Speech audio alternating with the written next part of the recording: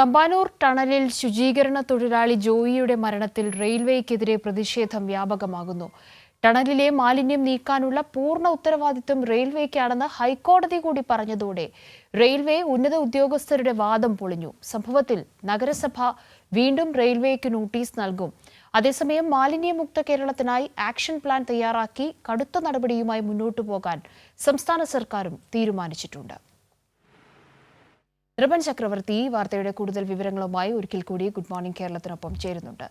ഋബൻ, ഓർക്കാൻ തന്നെ കഴിയില്ല ആ ഒരു 46 മണിക്കൂർ നീണ്ട ശ്രമം ഒടുവിൽ ജോയിയുടെ മൃതദേഹം ലഭിച്ച ഇന്നലെ രാവിലെ 9:15 വരെയുള്ള സമയം, വൈകിട്ട് ജോയിയുടെ സംസ്കാരം അടക്കമുള്ള നിമിഷങ്ങൾ. ഋബനൊക്കെ അത് നേരിട്ട് അത്രയധികം സമയം ഈ വാർത്തയ്ക്കൊപ്പം തന്നെ സഞ്ചരിച്ച വ്യക്തികളാണ്.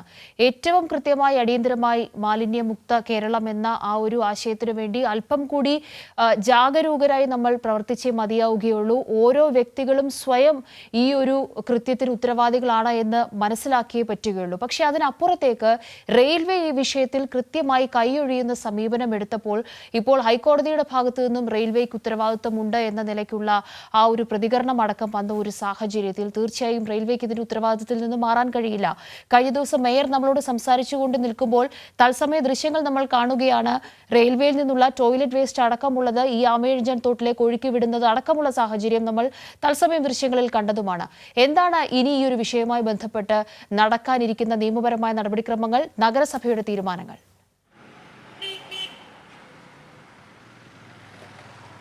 തീർച്ചയായും കാവ്യ, ജോയിയുടെ മരണം കേരളത്തെ സംബന്ധിച്ചിടത്തോളം ഒരു തീരാ നോവാണ്. ഓരോരുത്തരും നാം കേരളീയർ മലയാളികൾ വലിച്ചെറിയുന്ന ഈ മാലിന്യ അവശിഷ്ടത്തിൽ കുരുങ്ങി ഒരു മനുഷ്യൻ മരിക്കുന്നു എന്നതാണ് ഏറ്റവും ദുഃഖകരമായ, സങ്കടകരമായ അവസ്ഥ. അത് സംബന്ധിച്ച വാദപ്രതിവാദങ്ങൾ നടക്കുന്നുണ്ട്. ഇന്നലത്തെ ഹൈക്കോടതിയുടെ ഉത്തരവ് കൂടി വന്ന ശേഷം കുറ്റക്കാരാരാണ് എന്ന കാര്യത്തിൽ പൂർണ്ണമായ വ്യക്തത വന്നിട്ടുണ്ട്. കാരണം റെയിൽവേ ഈ അപകടം നടക്കുന്ന ഘട്ടത്തിൽ, ആദ്യഘട്ടത്തിൽ റെയിൽവേയുടെ പ്രതികരണം തന്നെ വളരെ നിരാശാജനകമായിരുന്നു. തങ്ങളുടെ ഉത്തരവാദിത്തമല്ല, ഇത് ഒലിച്ചു വരുന്നത് നഗരസഭയുടെ വിവിധ വാർഡുകളിൽ നിന്നാണ്. അതുകൊണ്ട് ഈ മാലിന്യം നീക്കാനുള്ള ഉത്തരവാദിത്തം തങ്ങൾക്കല്ല, അത് നഗരസഭയ്ക്കാണ് എന്നതാണ് DRM ഒറ്റയടിക്ക് മറുപടി നൽകിയത്. പക്ഷേ അത് അല്ല വസ്തുത എന്ന് കോടതിയുടെ ഉത്തരവിലൂടെ വ്യക്തമാക്കിയിട്ടുണ്ട്. കോടതി ഉത്തരവ് പറയുന്നത് ഇത് റെയിൽവേയുടെ ഉത്തരവാദിത്തമാണ്. റെയിൽവേ വക ഭൂമിയിലാണ് ഇത്തരത്തിൽ മാലിന്യം അടിഞ്ഞുകൂടി ഈ ടണലിനുള്ളിൽ കിടന്നത്. അവിടേക്കാണ് ഈ ശുചീകരണ തൊഴിലാളി, കരാർ തൊഴിലാളി ഇവിടെ ഇറങ്ങുന്നത്. മതിയായ സുരക്ഷാ സംവിധാനങ്ങൾ ഒരുക്കിയിരുന്നില്ല. അയാളെ ഉടൻ തന്നെ രക്ഷിക്കാനോ അയാളെ തിരച്ചിലിൽ കണ്ടെത്താനോ കഴിയാതെ പോയത് ഈ കുമിഞ്ഞുകൂടിയ മാലിന്യമാണ്. അതുകൊണ്ട് ഇതിൻ്റെ ഉത്തരവാദിത്തം ഈ റെയിൽവേക്ക് തന്നെയാണ്. ഇത് സംബന്ധിച്ച വിശദീകരണം റെയിൽവേ നൽകണം. മാത്രമല്ല, അമിക്കസ് ക്യൂറിയെ നിയോഗിക്കുകയും ചെയ്തു കോടതി. ഇതിൻ്റെ നിരീക്ഷണത്തിൽ അദ്ദേഹത്തിൻ്റെ റിപ്പോർട്ടിൻ്റെ അടിസ്ഥാനത്തിൽ തുടർ നടപടി കോടതിയുടെ ഭാഗത്ത് നിന്ന് ഉണ്ടാകുകയും ചെയ്യും. ആദ്യഘട്ടത്തിൽ സംഘടിതമായി നഗരസഭയ്ക്കെതിരെയുള്ള വ്യാപകമായ പ്രചരണം നടത്തി. പക്ഷേ കോടതി ഉത്തരവ് വന്നു. മന്ത്രി അതിനെ സംബന്ധിച്ച് വിശദീകരണം നൽകി.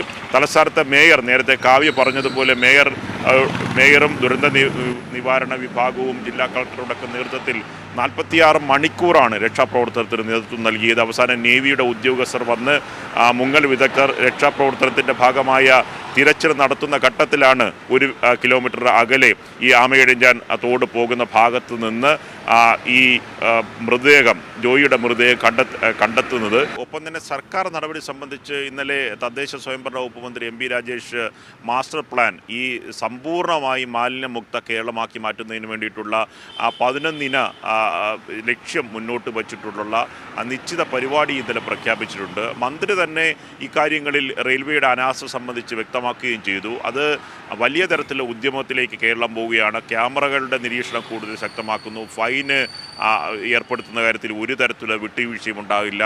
ഉറവിടത്തിൽ തന്നെ മാലിന്യ സംസ്കരണം ഇപ്പോഴത്തെ അവസ്ഥയിൽ നിന്ന് ഇപ്പോൾ തന്നെ അത് ഏകദേശം വരുന്ന ഒരു 75% 80% പൂർത്തിയാക്കാൻ സംസ്ഥാനത്തിനായിട്ടുണ്ട്. അത് 100% എത്തിക്കുക, വിനോദസഞ്ചാര മേഖലയിൽ പൂർണ്ണമായി മാലിന്യമുക്തമാക്കി മാറ്റുക, എല്ലാ സ്ഥലങ്ങളിലും ജനസംഖ്യാ അടിസ്ഥാനത്തിൽ മാലിന്യ സംസ്കരണത്തിലുള്ള സംവിധാനം ഒരുക്കുക. അങ്ങനെ സംസ്ഥാന സർക്കാർ ഈ നടപടികളുമായി മുന്നോട്ട് പോകുന്നുണ്ട്. പക്ഷേ കഴിഞ്ഞ ദിവസം സംഭവിച്ച കാര്യത്തിൽ ഏറ്റവും വലിയ ഉത്തരവാദിത്വം എന്ന് പറയുന്നത് റെയിൽവേക്കാണ്. കാരണം റെയിൽവേ ഭൂമിയിൽ ആ ടണലിനുള്ളിലേക്ക് റെയിൽവേയുടെ ചട്ടപ്രകാരം ഈ നഗരസഭയ്ക്കോ ഒപ്പം തന്നെ ഇറിഗേഷൻ വകുപ്പിനോ മറ്റ് ഏജൻസികൾക്കൊന്നും കടന്നു കയറാൻ കഴിയില്ല. റെയിൽവേക്ക് പല തവണയാണ് നഗരസഭ ഈ കത്ത് നൽകിയത്.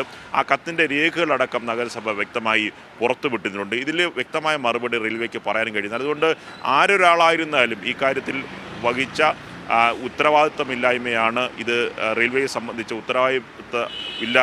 ഇല്ലായ്മ. കാരണം അതിന് ഉത്തരവാദിത്തം വഹിച്ച ഉദ്യോഗസ്ഥർ ഇതിന് വേണ്ട നടപടി സ്വീകരിച്ചില്ല. ഈ കത്ത് വാങ്ങി വയ്ക്കുകയല്ലാതെ അതിൽ ടെൻഡർ നടപടി പൂർത്തിയാക്കുകയോ വേഗം അത് വൃത്തിയാക്കാനുള്ള നടപടികളിലേക്ക് റെയിൽവേ പോകാത്തതാണ് ഈ വലിയ ദുരന്തത്തിലേക്ക് പോയത്. അതുകൊണ്ട് ഇനി ഇങ്ങനെ സംഭവങ്ങൾ ആവർത്തിക്കാതിരിക്കാൻ റെയിൽവേയുമായി സഹകരിച്ചുകൊണ്ട് സമ്പൂർണ്ണമായി അത് വൃത്തിയാക്കാനുള്ള നടപടികളിലേക്ക് പോവുകയാണ്. നമ്മൾ ഇപ്പോൾ മനസ്സിലാക്കുന്നത് ഇത്തരത്തിൽ മാലിന്യം നീക്കം ചെയ്യാത്ത നടപടിക്കെതിരെ നഗരസഭ വീണ്ടും റെയിൽവേക്ക് കത്ത് നൽകും. DRMന് തിരുവനന്തപുരത്തെ ചുമതലയുള്ള ഉദ്യോഗസ്ഥർക്ക് കത്ത് നൽകും.